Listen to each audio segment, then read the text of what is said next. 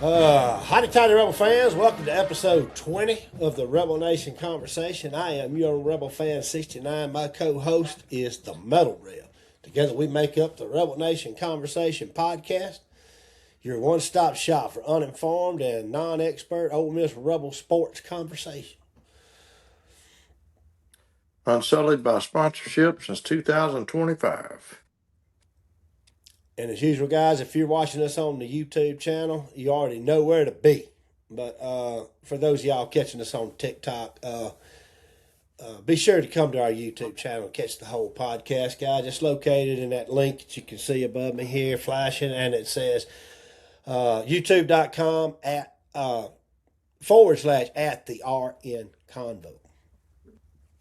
So picking up where we left off there in episode 19, we kind of wrapped up our football talk for the week. Let's go into basketball. Not a whole lot on the men's side to talk about except for 7 straight losses. 93-74 Alabama routs us at home, and then Mississippi State comes in and does pretty much about the same thing, 90-78 yesterday.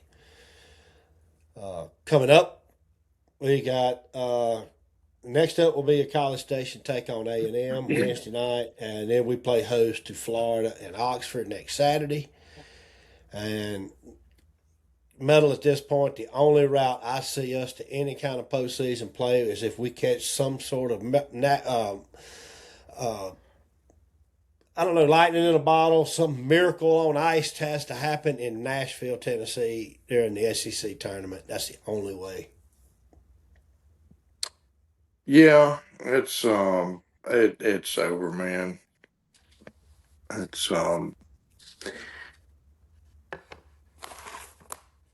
not even upset. I got upset last week on the show, but I'm not even not even upset anymore. It's just we've given up over 90 points 2 games in a row from a Chris Beard defense. That is really hard to believe. But something's wrong with that bunch. Something's wrong with this season. Chris Beard didn't just suddenly forget how to coach basketball. But like I said last week, he has to take the hit on this. I don't think he's a bad coach. I don't want to fire him. None of that. But he's got to take the hit on this. This is his team. He put this roster together.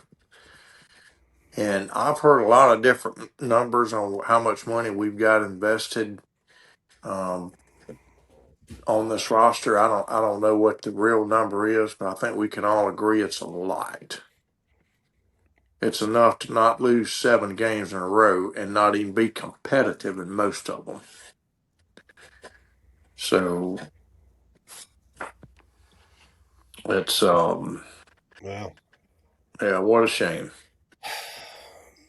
Yeah, my thing, I'm not the biggest basketball guy in the world, but I get so angry especially reading on that board where we get the extremes of fandom right there, right? And these people on there talking about I'm not going to mention his name, but I'm the first time I ever remember the guy posting was in the old Ole Miss Spirit days. This guy wanted to get Pete Boone fired. This whole campaign was about getting Pete Boone fired. Now, I'm not saying that Pete Boone didn't need to be gone. What I'm saying though is this guy shows his face every time he thinks someone needs to be fired. You hardly don't never see him post any other time. Yeah. And he's wanting to take all the money from basketball and send it to NIL. I mean, send it to the NILs from basketball and send it to baseball. And again, I'm a baseball guy. I like baseball, but I that's so counterintuitive. Yeah. That's not going to get you what you want. You got a good football coach. And this happened just 1 year removed from a Sweet 16 appearance, and you're ready to completely defund the program? Yeah. Yeah. If that's it's crazy. I don't understand it. And what I'm seeing a lot now is we keep saying Chris Beard is an elite coach. An elite coach would never have a team get done this way. Well, I don't know what to tell you on that. I mean, I don't know. I don't know what to tell you, man. I mean, um, I hear you, and I can't Well, explain it it. comes down to what you So, believe. It I comes guess down it to what you does. believe. I honestly feel like he's an elite coach. I feel like he's a good coach, but man, he's not infallible. You know, Yeah. I can't. The only thing that bothers me is there's so many misses on this team. So many. Um, Yeah. you can see missing on one player, maybe two, but when you miss on so many, Yeah. um, So many. It and just is there's concerning. And another thing that's concerning is, you know, is it possible that Chris Beard is the basketball version of a Dabo? You know, he's had. I believe I'm right here. He's taken one team to the tournament in the NIL era. It could be argued that his first year here was a little bit underachieving. And then year two, we had a good year. You know, we've talked about it ad nauseum, and then this year is just an unmitigated disaster. I don't want that to be true. I'm just opening the door to the idea. Um, Maybe he don't know how to work a I portal. really thought you was fixing. At, I really thought you was fixing to say, is he the basketball version of Lane? It's like he's already got one foot out the door. But No, I don't think so. I don't see that. I can see what you're talking about. Though. He may, because he hadn't changed his game plan to the players he's got. He's still trying to play Chris Beard basketball. Um, yeah, but I'm willing to myself willing. I'm willing to see what. Let's see how he addresses it in the off season. oh yeah, And completely agree. and I still feel like we got a great basketball coach. We'll find out. I do too. Time will tell I if we're got to right or see. wrong. I got to see more than this to write him off. You know, time's the only thing that's going to tell. Yeah, Whether we're right or wrong doesn't mean that we're stupid if we're wrong. You know, it just means that we wanted to have faith in what we thought was a good coach. You know, yeah. but uh, yeah, sad situation. Though. I tried to listen to it last night. I had to go out to a location of ours and help out a little bit last night, and so I listened to the first half. And man, I just no way in hell was I going to log in after halftime and listen to that. Once I got Yeah, it first wasn't quarter, worth it, man. it was Just we were getting terrible. we weren't shooting, we weren't never rebounding. It's just everything that got up. I knew what Darby was fixing to say. Rebound, Mississippi State basketball. Yeah, I and knew when the ball was they're put not up. even If good. They're not good. They don't have a good no, team. we They we had the same they record. yeah, they're not good. So get done that way at home to them, We just unacceptable. all right. Uh, yeah, I feel like that's going to be a short conversation anyway because we ain't really got nothing to just don't. Only thing we do now is just crying in our milk. But moving on, women's team. Uh, they beat a not so good Arkansas team last Thursday, but they did what good teams should do to bad teams. They won convincingly, 80-57. They're actually playing at this very moment in Not looking good. they're playing in the pavilion right now. Uh, they're behind right now. I'm not watching. So They're behind big, 33-15. yeah, Oh. at home.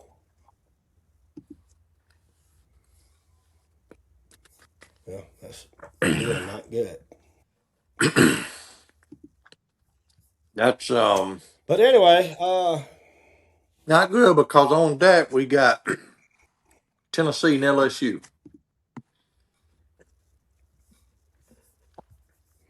oh LSU's number really? 6, Tennessee's 22. So we really needed to win this game today, but It doesn't look like that's going to happen unless we get a major turnaround.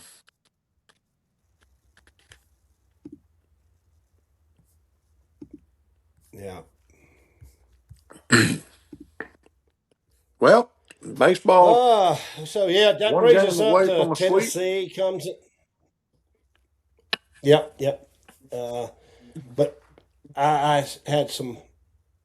So back on the ladies real quick. Tennessee comes to Oxford Tuesday. LSU, Yes, we got to play. That's in LSU. That's at Oxford as well. that's in Oxford Thursday But then night. the Yeah. ladies got to go to. And then the ladies at that time got to go to Columbia, South Carolina, to take on the number 3 Gamecocks, and then they finish up this slate of the 4 remaining ranked teams against Florida in Gainesville, and then we finish the season up at home against A&M. Yeah. But As in again, most I still think, sports, as in most sports, women's basketball in the SEC is brutal. You know. yeah. But man, we ought to be able to. We ought to be able to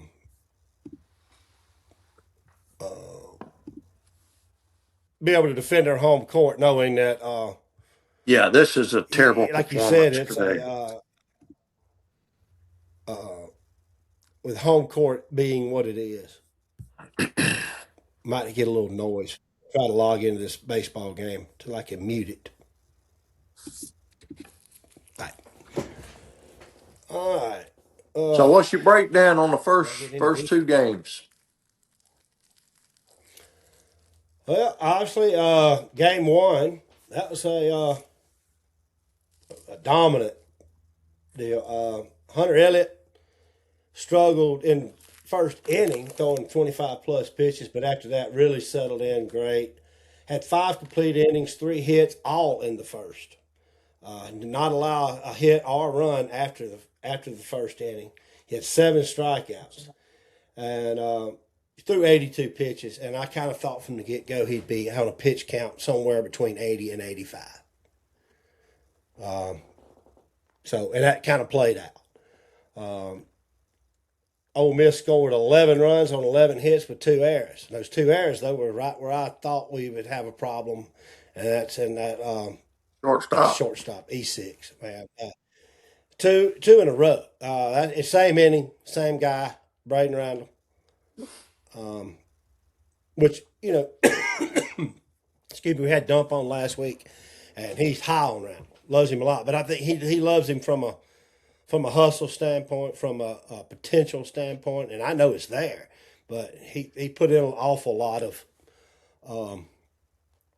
errors last year too, and he just 2 in a row. He booted a routine ground ball that would have been double play ball. Now there was a runner on third and a runner on first, and if he gets the double play, we were going to allow that run to score. So the run was going to score, but instead he boots it, can't even make a throw to second, so we don't even get 1 out. And then a couple of plays later, on a player trying to, he made a great play on a line drive, hit right at him, caught the guy on second base leaning off. So he tries to throw behind him to double him up and throws it all the way into right field. And that guy gets to third anyway. So it's a fielding error and a throwing error, all in the same inning by the same guy. So clean that up, which he did yesterday. Had a great game yesterday. So the second game in the whole deal is Ole Miss wins 5-1 against Nevada yesterday, and saw a really dominant performance by Cade Townsend, even though Cade didn't earn the win because he was taken out at 4 2/3. But Cade worked 4 2/3, 8 strikeouts with 0 walks. Gave up a solo shot home run to to score for the only run that he allowed.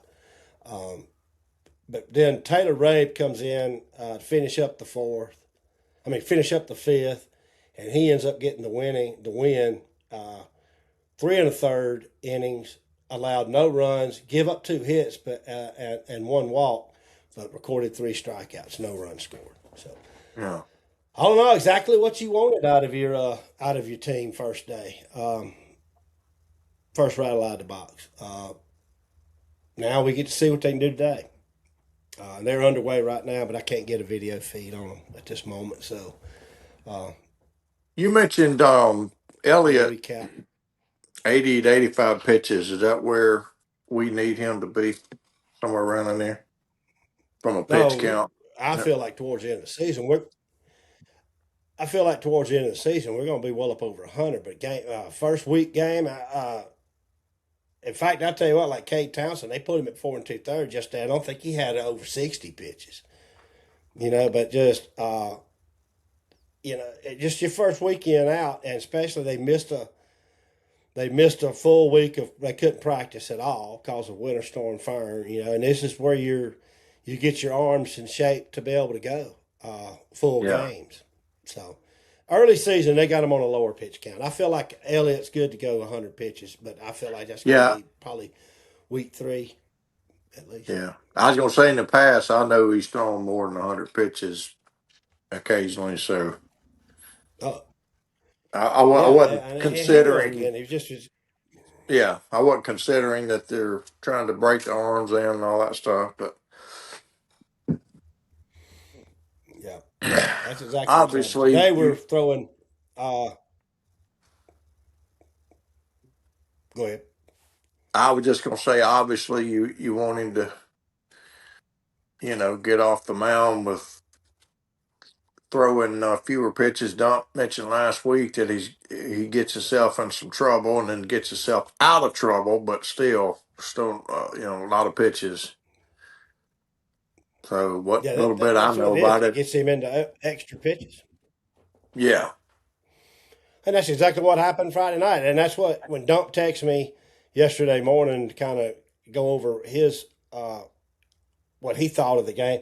He said Elliott just picked up where he was last year. That's what happened. He had a 25 plus first inning, and that yeah, hurt him being able to go down the stretch. Right, so yeah, because if he could have pitched the first inning as efficiently as he did the other ones, but I think you take into effect yesterday, Cade Townsend's first inning. I think he pitched 8. It was either 7 or 8 pitches total in the whole inning. Got 3 outs. yeah, That's efficiency. yeah. 25 pitches in one inning that's a lot. Yep. Yep. That's a lot. And today we're throwing that transfer guy, Will Libbert. Don't know a lot about him, man. I honestly don't. That's why I kind of want to watch a little bit of it and see him. But Don't was high on him, thinks he's got some good stuff. I know Yeah, yesterday, man, I ain't lying to you. What I got to see, I tell you what I got to see Friday night. That's the one I like. Was Calhoun. I'm gonna tell you what that guy had. He was a 5 pitch guy. Fastball up there in the mid 90s, a cutter at 92, which is a fastball too, but it got a good bit of movement. Then he throws a slider and a curveball, and these things break crazy amounts, like a 1.5 foot. Slider breaking down and away from a right hander, and then he's got a changeup. He's throwing at 78 with the same arm motion as his fastball. The guy can swing 3 times before he hits that.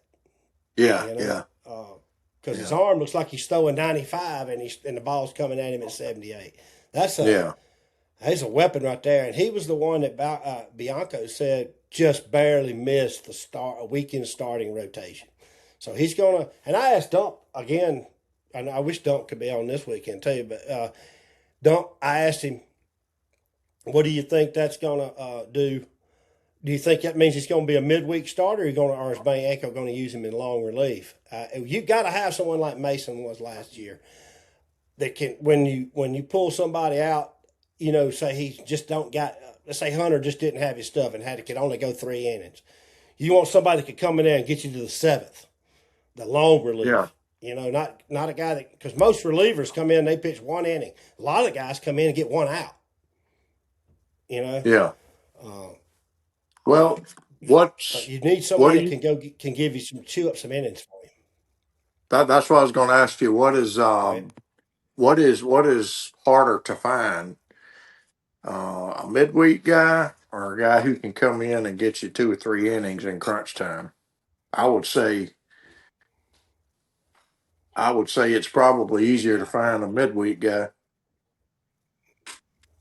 Yeah, it is because in the midweeks you're playing your. Even when we get into the conference schedule, you're going to play nothing but non-conference guys during midweek, except for our Right. one non-conference Mississippi game that State. we play every year against state. Uh, Yeah. but other all the other midweek stuff's going to be, and that's kind of why Bianco's always kind of treated those games as throwaway games, but they're not. They count towards hosting. You got to take them seriously. Okay, so I Yeah. honestly think he wants to win them, but um, but smartly you got to preserve your arms for conference play. But Yeah. yeah, I think you're right. I believe it 100%. A lone reliever is going to be harder to find than a midweek guy any day. So um, What about? I know Dump had, or maybe it was you last week, was a little concerned at the lack of lefties. Um, what's his name? is that still Uh, something that? well, what did we? I don't know. Right now, we've got nobody that looks like we could throw in the middle of the lineup. Uh, you know, in the midweek stuff. For we got our two midweek guys that slated to go midweek are both righties. Um, but with Elliott going on Friday, he's a left-hander, and Libert going today, he's a left-hander. Um, and then Cal, we've got the weekend stuff. We can kind of righty lefty them there, but the Yeah. midweek stuff, I mean, that's where we don't really have. We're sitting with a lot of right-handed pitching there, and Yeah.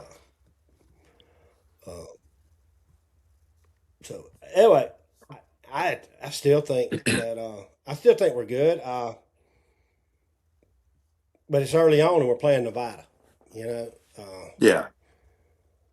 we'll find out Somebody's already started a Fire Bianca thread. today. Did you see that? No, it was a couple of days ago. Somebody I seen started a one Fire last. Bianca thread. Yeah, Guy yeah, said, "I'm just and then obviously after Randall yeah." getting it out But there, whoever started got to it believe it said, was just. "Yeah, somebody just screwing around." This is that time of year. I done told you, man. We got to stay away from them boards. I got to. I think it's just the crazies come out. Uh, they just do. And but right under that Fire Bianco, when I saw it that day, right under that Fire Bianco and this was right after Randall made his two errors. That where the guy just went off on not addressing the shortstop position in Yeah, the portal was going to be a huge mistake. I'm not ready to go there yet. Obviously it was a concern of mine. I brought it up to Dump last week.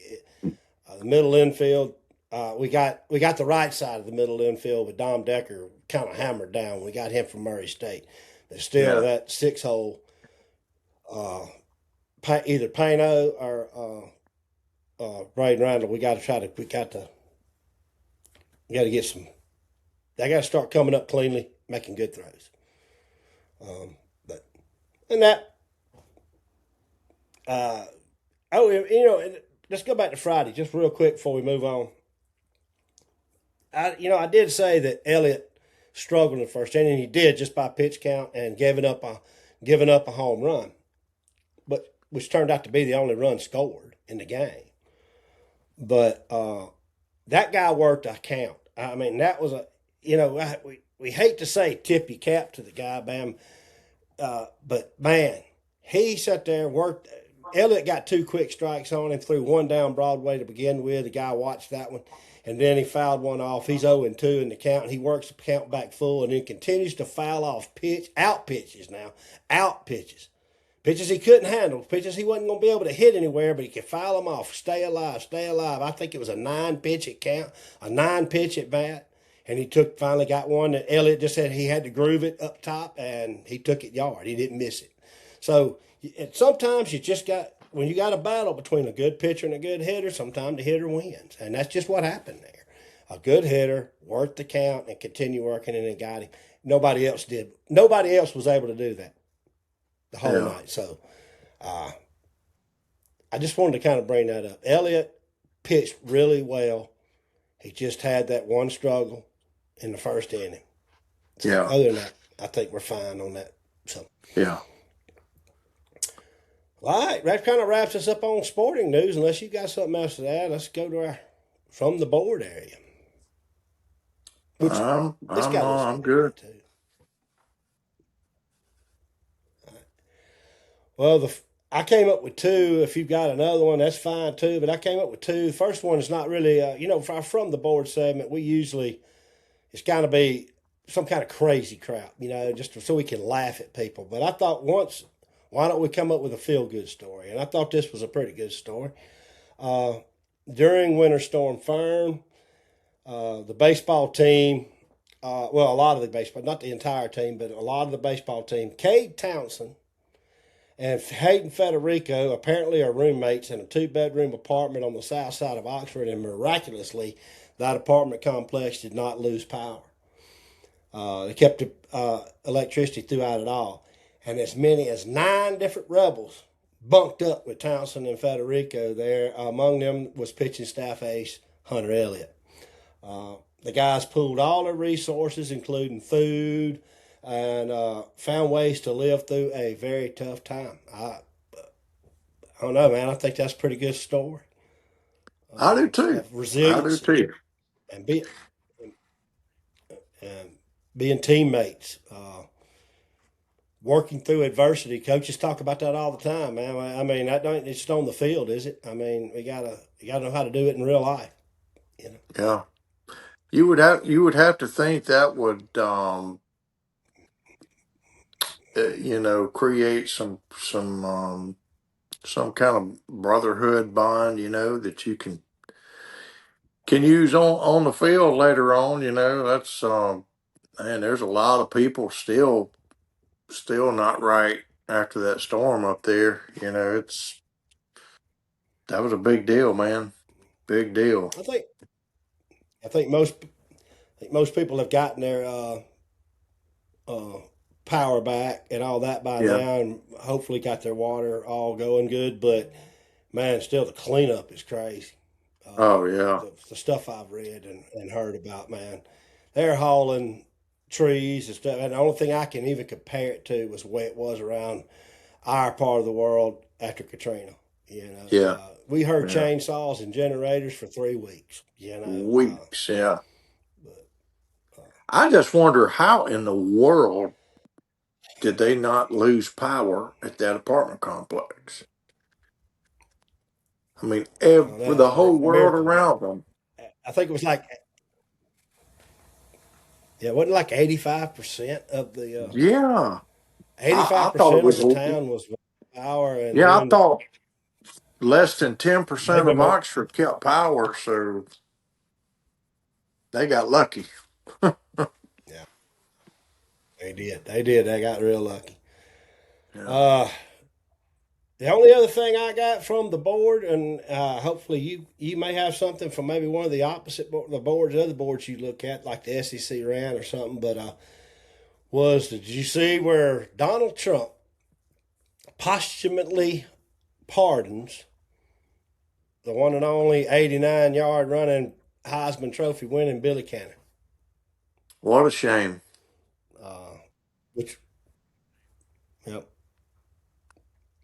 I'm up in the air, man, about it. Obviously, I hate Billy Cannon because he's an LSU guy. Hate him because he beat probably our best football team we ever put on the field.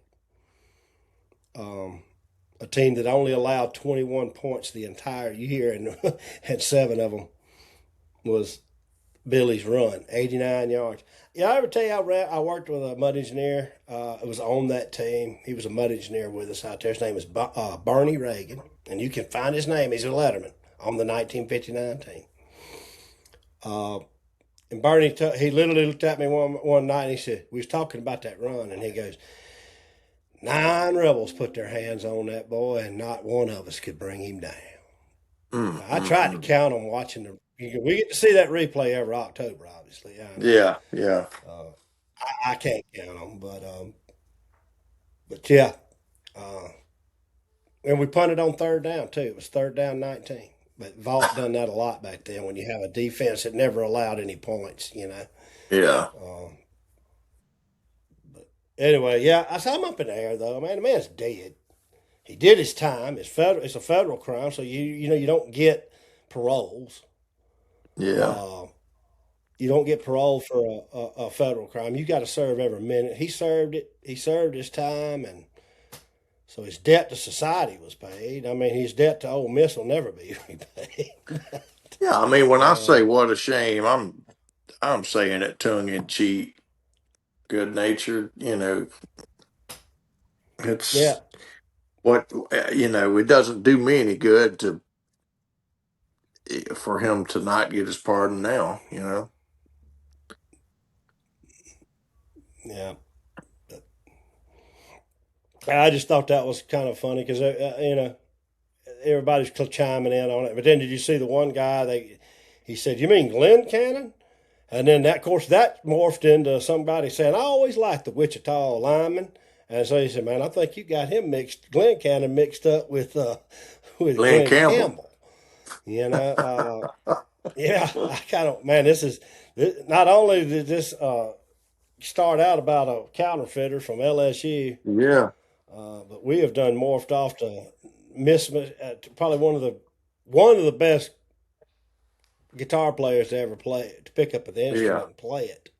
One of the most He's talented now guys part of all around. it influenced He's a lot of also people, passed even away. if they weren't in the country type genre. Yep, sure Yeah. has. He was in bad looking last time I saw him. Uh, Well, he got anything off the other? Go ahead. no, I was just saying Glenn Campbell got Alzheimer's before he passed away and didn't know the world he was in. Yep. That's a bad disease. My mother-in-law obviously suffers from it, and I get to kind Yeah. of see it and I see my wife especially come home every day. She works at that same facility Yeah. where her mother is, so she gets to visit her every day, and she comes home pretty brokenhearted about it every day. Yeah. So Yeah, I love that. when your own mother, you, you know, so so it's a very bad disease. Um, Yeah. Anything else that you see on? I know you go to like SEC ran a lot. I know also that you uh, kind of troll the state boards. Just kind of at least I know you don't post on them, but you kind of look for uh, how they handling certain things. Anything else you seen from the boards that you thought was hilarious or? Not really, just kind of what I mentioned earlier about how butthurt they are over the Chambliss news. That's Yeah, that's been kind of interesting. And again, I expect that out of certain fan bases, and then other folks have surprised me. But be that as it may, it's it is what it is. Trinidad Chambliss going to be our quarterback. yeah, yeah. There's one thing I did notice that I really didn't get to read it. Maybe you did. I seen where Stephen A. Smith actually said that the NCAA needed to leave Trinidad Chambliss alone. I don't know if that was if he was being sarcastic or was he really saying that, and that's kind of odd to me coming from Stephen A. Smith. So Coach Yo must have got to him if he's being sincere. You know. Yeah, I watched the clip. They spent a couple minutes of it on his show, and he seemed sincere about it. They didn't spend a lot of time on it, but um, he was I think just talking about it as what's good for college football moving into next season. He's certainly one of the biggest names in college football, if not the biggest name. headed into the 2026 season. I mean, man, Trinidad, Arch, and I mean, he's got to be up there, top 3 or 4 names in the country. So that was something that he felt like was good for the sport and all that stuff. He didn't really get into the lane angle and all that, thank God. But yeah, he could have said nothing. So I think he's got to be in. Yeah, and he ain't never been friendly to us. Is what I'm trying to say. That's why. no, And obviously, this was more about Trinidad than actual Ole Miss, but yeah, still, something positive coming from him is something, right? agree, completely agree. Well, uh, all right. Well, that pretty much wraps up episode 20. Uh, guys, if you like what we're putting out there, please like, subscribe, and share. And as always, comment. And again, we kind of mentioned on it a little bit there a while ago. Let's still keep kind of Oxford in our prayers. Still got a long road to recovery up there. So for the Metal Reb and myself, until next time, hotty toddy, Rebel fans. Go to hell, LSU. And if there's a worse place, please go there.